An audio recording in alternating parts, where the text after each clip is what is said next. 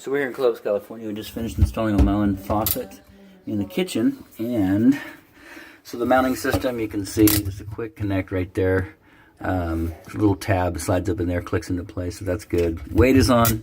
Waters are tied back in. We did check the shutoff valves to make sure they're not dripping. We tightened the packing nuts just a little bit, just to make sure that they weren't leaking. And so back in there, you can see dry on the cold side, and then of course real close shut, dry on the hot side. So supply lines are integrated.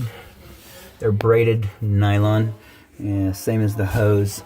The water lines right here, kind of clear, but so those are tied into the faucet. So that's the only work we've done here is tie in hot and cold.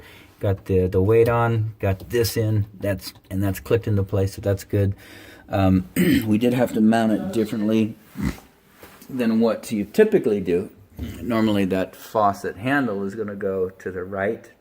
Unfortunately, the soap dispenser and or even if we swap the air gap would be a conflict. Before we mounted this and tightened it up, we spun it over and it hits the soap dispenser. So it's a 3-hole sink. Standard is a 4-hole, and usually the air gap's way over here, or it gives you an option when you don't use a cover plate to spread things out a little bit more.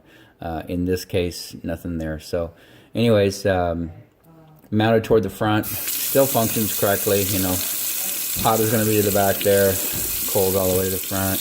Full pivot back and forth. So it'll work fine, just not at the normal configuration. So everything looks good. We checked it for leaks. Outside of that, this installation is done. This one, Omar, O-M-A.